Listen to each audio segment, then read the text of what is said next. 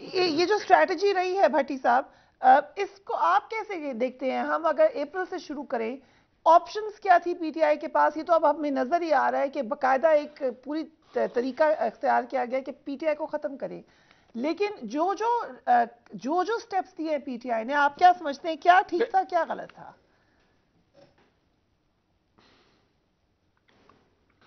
دیکھیں فریحہ، گزارش یہ ہے، ایک رول آف لا ہوتا ہے، ایک آئین ہوتا ہے، ایک قانون ہے۔ جس نے بھی جہاں بھی کام کرنا ہے، کوئی سرکاری افسر ہے، جرنلسٹ ہے، ہم بھی ہے، کچھ ہماری بھی کوئی حدود و تعین ہے نا، ہم کوئی بے لگام تو نہیں ہے۔ آئین کے مطابق آپ نے کام کرنا ہوتا ہے۔ اسٹریٹجی غلط ہو سکتی ہے، کوئی کہتا ہے استعفے دینے چاہیے، نہیں دینے چاہیے، کب دینے چاہیے کب نہیں دینے چاہیے۔ کیا استعفیٰ دینا غیر آئینی ہے؟ جواب نو۔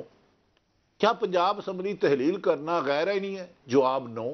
یہ ان کی اسٹریٹجی ہے کہ انہیں دینا چاہیے، اس کا ریئیکشن آنا تھا نہیں آنا تھا۔ میں بات کر رہا ہوں جب ایک آدمی کی آپ نے اقتدار چھین لی سازش کر کے، بقول عمران خان صاحب کے، اس کی اسٹریٹجی ہے۔ اگر انہوں نے ریزائن دیے تھے، ان کی مرضی، یہ آئینی حق ہے، لیکن 10 مہینے سپیکر صاحب کس آئین کے تحت اس کے اوپر بیٹھے رہے، اور 10 مہینے بعد اسے تسلیم کرنے کی ریزن کہ اس 10 مہینے کا جواب کون دے گا؟ ان حلقوں کے ایم این اے تھے بھی اور نہیں بھی تھے، یار انہیں بھی تو کوئی پوچھے نا۔ یہ ان کی اسٹریٹجی غلط ہوگی صحیح ہوگی یہ جانے، یہ پی ٹی آئی اس میں کرے، لیکن کیا استعفیٰ دینا غیر آئینی ہے؟ نہیں۔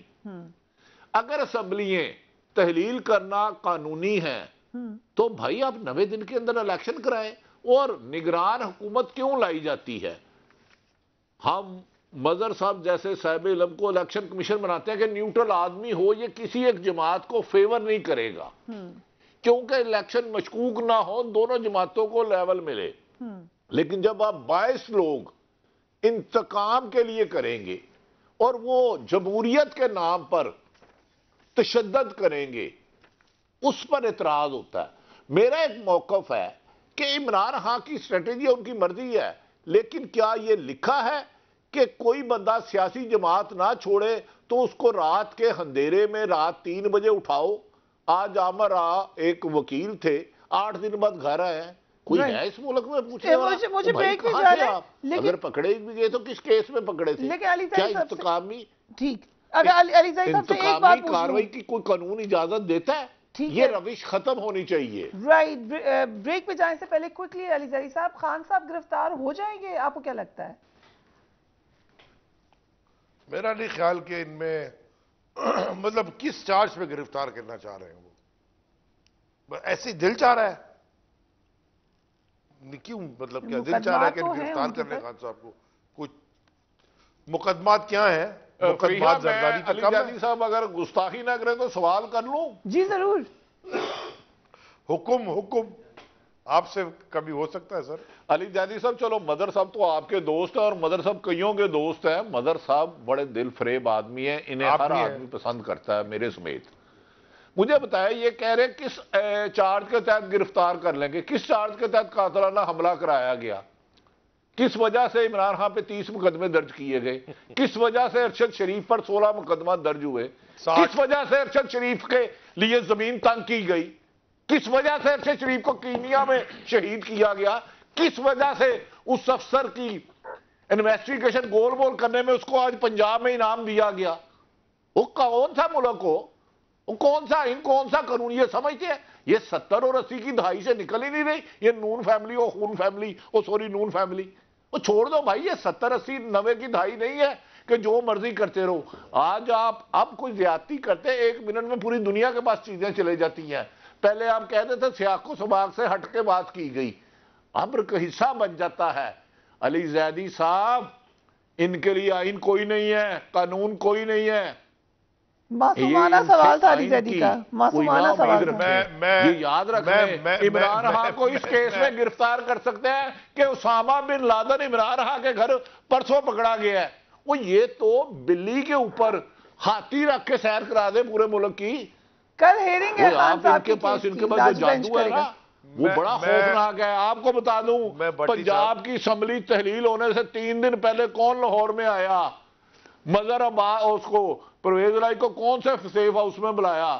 کون سا نگران حکومت کا اہم بندہ شامل تھا؟ تو کون سا آئین قانون؟ یہ ملک چھوڑے، جنگل کا مافیا ہے وہ شریف فیملی اور قانون. آپ بڑی انسلٹ کر رہے ہیں ان کی. علی زیدی صاحب معافی چاہتا ہوں، ٹھیک ہے مبشر صاحب بدر صاحب کے آپ دوست ہیں، لیکن ملک کی اس اندھیر نگری پر چادر نہ ڈالیں اور ان سے آئین کے احترام کا، آئین کے ساتھ زیادتی نہ کریں، یہ الزام لگا کے ان پر. سو علی زیدی صاحب، اس سب تمام بات سے لگ رہا ہے کہ گرفتاری ہو جائے گی، ہو سکتی ہے. میرا دیکھیں، میں اپنے سوال میں واپس آتا ہوں. دیکھیں یہ ساری جو باتیں عارف حمید بھٹی بھائی نے کی ہیں، جیسے مظہر بھائی میرے بھائی ہیں سینئر، عارف بھٹی صاحب سے بھی ہم نے سیکھا، وہ بھی ہم ان کو اس وقت سے دیکھ رہے تھے جب ہمیں ٹی وی میں کوئی بلاتا نہیں تھا. یہ ساری باتوں سے میں ایگری کرتا ہوں 100%. لیکن عارف بھٹی صاحب اور بھائی، سب سے بڑا قانون اللہ کا ہے، یہ نہ بھولے کہ وہ بھی دیکھ رہا ہے. جو کرتا رہا ظلم یہ کرتے رہے. میں آپ کو بتا رہا ہوں یہ ملک میں ان کے لیے جگہ تنگ ہوگی، ہمارے لیے نہیں. آپ نے خود اوپننگ سٹیٹمنٹ میں اپنے کہا تھا یہ جو مرضی کرتے رہیں. عمران خان کی تحریک انصاف کی سپورٹ بیس میں، پاپولیرٹی میں لوگ یعنی کہ سپریڈ ہوتی جا رہی ہے، بڑھتی جا رہی ہے، ملک کے اندر بھی ملک کے باہر بھی. دیکھیں میری بات سنیں، یہ ایک انسان کا بنایا ہوا قانون ہے، ایک انسان کے وہ قانون جو انسان توڑتا ہے، لیکن ایک قدرت کا بھی قانون ہے. یہ میں آپ سے اسی لیے عرض کیا تھا، جو مرضی یہ پریشر ڈال لیں، جو مرضی یہ دھمکیاں دے دیں، جس کو مرضی اریسٹ کر دیں، جو مرضی ظلم کر لیں، جو بھی یہ مرضی کر لیں، یہ ورسٹ اینڈ ڈکٹیٹرشپ اس وقت کام ہے. یعنی کہ ڈکٹیٹرشپ میں بھی یہ نہیں ہوا پاکستان کے اندر کبھی جو یہ اس 10 مہینے میں ہوا ہے. لیکن ہم پیچھے نہیں ہٹنے لگے. ہماری جنگ بڑی ہے، ہم اس ملک کی جنگ لڑیں، ہم لڑتے چلے جائیں گے. لیکن ہم نے جو بھی کام کیا، ہم اپنی بات میں کر سکتا ہوں، ہم آئین اور قانون کے دائرے میں. جیسے کہ آپ نے عرض کیا استعفیٰ ہماری اسٹریٹجی سے آپ کا پوائنٹ آف ویو فرق ہو سکتا ہے. مظہر بھائی نے پوائنٹ آف ویو فرق کیا. کوئی یہ نہیں کہہ سکتا کہ ہم نے آئین توڑا، اور یہ کوئی نہیں کہہ سکتا کہ یہ آئین اور قانون فالو کر رہے ہیں. یہ فرق ہے دونوں چیزوں. رائٹ. سو مظہر عباس صاحب، آج رانا ثناء اللہ صاحب نے بھی یہ کہا کہ اسی جیل میں رکھیں گے خان صاحب کو جس سے مجھے رکھا گیا تھا. جب اس طرح کی سٹیٹمنٹس آتی ہیں تو آپ کے خیال سے پھر تو لگتا ہے کہ گرفتاری کی طرف جانا ہے؟ نہیں، یہ صرف اس کو غیر سیاسی بیان نہیں دوں گا، یہ انتہائی شرمناک بیان ہے. پولیٹیکل لیڈرز اس طرح کا بیان کبھی بھی نہیں دیتے. یہ جو ہم نے ایک روایت قائم کر دی ہے اس طرح کی، اور اس پہ سب سے زیادہ حیرانگی اس پہ ہوتی ہے کہ اس بات کو گلیمرائز کیا جاتا ہے. مریم نواز صاحبہ اس بات پہ تالیاں بجاتی ہیں جب رانا ثناء اللہ یہ بات کرتے ہیں. تو یہ ایک جو سوچ ہے وہ ریفلیکٹ کرتی ہے، ایک پولیٹیکل سوچ ریفلیکٹ کرتی ہے. یہ کبھی بھی پولیٹیکل لیڈر جو رولنگ پارٹی ہوتی ہے وہ کبھی بھی اس طرح کا ٹون. آپ کو پتا ہے کہ 77 میں صرف ایک جملہ کہا تھا اس وقت کے گورنر رسول بخش تالپور نے.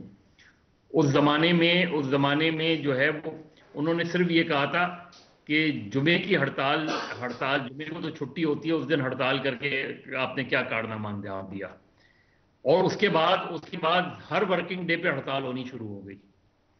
تو ایک جملہ جو ہوتا ہے وہ بہت بھاری ہوتا ہے. رانا ثناء اللہ جب یہ بات کہہ رہے ہیں تو وہ دراصل جو ہے وہ اس چیز کو سوچ کو ریفلیکٹ کر رہے ہیں. تو میں تو کبھی بھی اس کو، اور جو بھی دیکھیے اعظم سواتی ہوں، شہباز گل ہوں، اپنا فواد چودھری ہوں، شیخ رشید ہوں، سیاست دانوں کو ہتکڑی لگا کے منہ پہ کپڑا ڈال کے لے کر آنا، اس سے زیادہ قابل مذمت عمل ہو نہیں سکتا. اسی طریقے سے پی ٹی آئی کی گورنمنٹ میں جب عرفان صدیقی وغیرہ پہ وہ ہتکڑی ڈال کے لایا گیا تھا، وہ بھی اتنا ہی قابل مذمت تھا. تو یہ ہماری یہاں پولیٹیکل ونڈکٹیونیس جو ہے یہ جب تک نہیں ختم ہوگی. اور دیکھیں، میں تو آپ یہ کہہ رہے ہیں کہ بالکل ریزگنیشن ایک لیگل ہے، تحلیل کرنا لیگل ہے.